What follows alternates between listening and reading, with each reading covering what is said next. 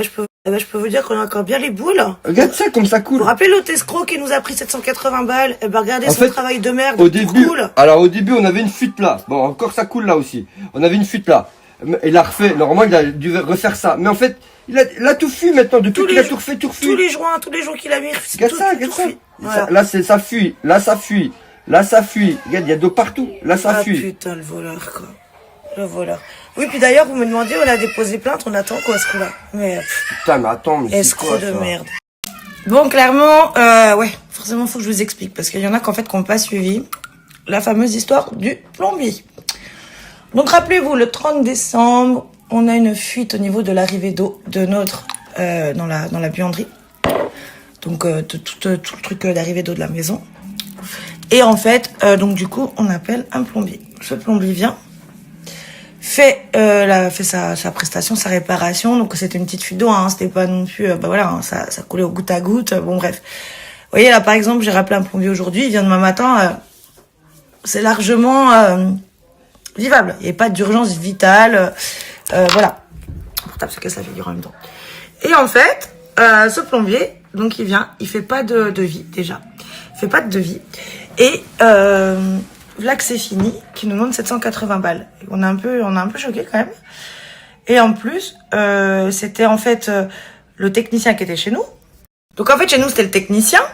Et le patron qui était pas là, qui était en communication avec le mec, c'est lui qui nous envoyait la facture par mail. Donc en fait, le technicien avait le droit de partir qu'une seule fois qu'on avait payé la facture avec un lien de paiement en fait. Il nous envoyait un lien de paiement, machin.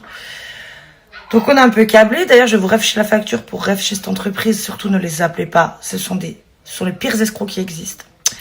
Ce mec-là, donc après, commence des embrouilles pas possibles parce que du coup, moi, j'ai beaucoup dans mes abonnés. Donc, vous êtes nombreuses hein, à être soit épouses, frères, belles-sœurs de plombiers qui ont tous été choqués, tous écœurés de la surfacturation qu'il nous a fait, de l'escroquerie qu'il nous a fait.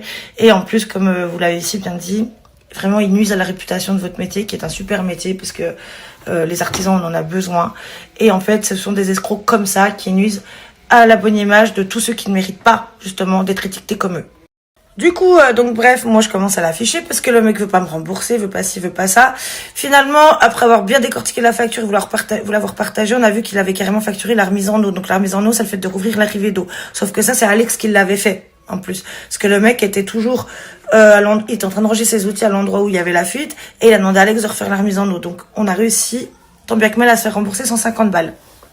Sauf que la plupart d'entre vous nous ont tous fait des devis entre 90 et 200 euros maximum en fait, selon la distance de déplacement, tout ça. Donc bref, on s'est pris une belle douille. Donc le mec après s'est engagé à rembourser, parce que donc moi je l'ai affiché, enfin j'ai affiché son entreprise. Il s'est engagé à me rembourser. Il ne l'a pas fait. Et après, il a commencé à menacer, à me dire qu'il allait afficher mon adresse, mon numéro. Enfin, vous vous rappelez, je vous avais tout partagé en story, sauf que moi, c'est une facture, c'est ma facture que je partage avec les coordonnées de l'entreprise. Et en plus, il y a des gens qui ont gratté un peu, puis qui ont vu que c'était bizarre, parce que l'entreprise avait 2 adresses, visiblement. Enfin, c'était très... Parce qu'il y en a qui ont vu qu'en fait, sur la facture, donc la domiciliation de l'entreprise mentionnée sur la facture n'est pas la même que... De toute façon, vous savez quoi? Je vais vous la remettre la facture. Je vais vous la remettre la facture parce qu'il y en a plein qui me disent est-ce que tu peux partager le nom de cette entreprise, s'il te plaît, qu'on soit pas d'autres à se faire avoir. Mais c'est clair, je vous le partage direct. Donc, je sais pas si vous voyez le délire. Hein, on a payé 700.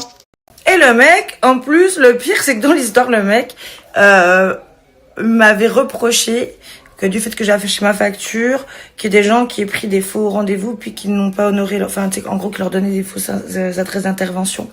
Et que ça lui a coûté des frais d'essence. Mais en fait, mon gars, quand tu veux escroquer des gens, le jour où c'est une personne âgée vulnérable ou autre, enfin, du moment que t'escroques quelqu'un, en fait, à un moment donné, bah, c'est logique que tu te prennes un retour de bâton. Enfin, je sais pas.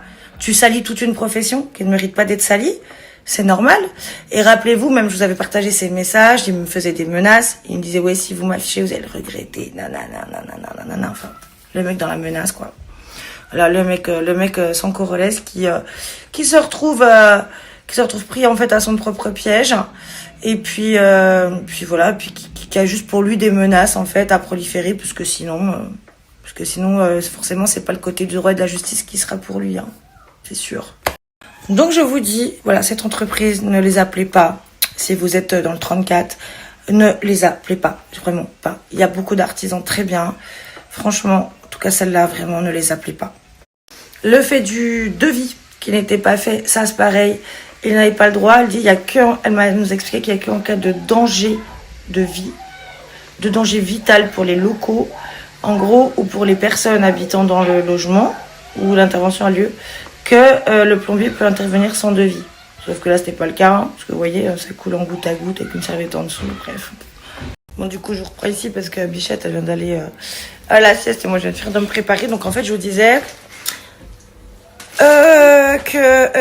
par rapport à... Je reviens sur le truc du plombier, parce qu'il y en a qui disent, oui, mais c'est à la charge du propriétaire. Oui, on est bien d'accord. Mais si vous n'avez pas suivi, on est en litige avec notre propriétaire depuis déjà longtemps. Hein, on a 2 procès en cours contre lui. On l'a signé en justice pour de nombreuses choses qui ne vont pas, qui nous a fait que... Enfin bref, j'ai déjà tout expliqué en long, en large, en travers sur les réseaux. On en a marre. Franchement, on en a ras-le-bol. J'ai plus de notes à ce qu'on déménage parce que j'en ai ras-le-bol. Vraiment, je peux plus, j'en ai marre. Donc voilà, on espère en tout cas qu'on va aller vers du mieux. De toute façon, ça ne peut pas être pire, hein, sans déconner. Je crois qu'on nous aura tout fait, nous, hein, de toute manière. Donc voilà. 30 décembre. Hein. Ah non, mais je suis choquée, mais là, je crois que ça dépasse encore tout ce qu'on aurait pu imaginer.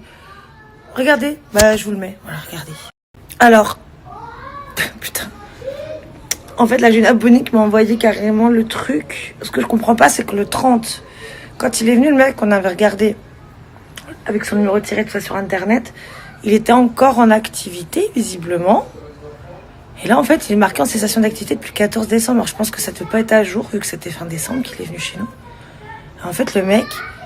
Mais en gros, ça veut dire quoi? Parce que je connais pas trop la loi là-dessus. Ça veut dire quoi? Qu'en gros, il n'avait pas le droit d'exercer, en fait. Qu'il n'avait pas le droit d'intervenir chez nous le 30. Si le gars, il a déposé le bilan le 14 décembre, on est d'accord. Je sais pas, qu'est-ce qu'on a fait pour avoir la poisse pour tout tomber sur des enfoirés.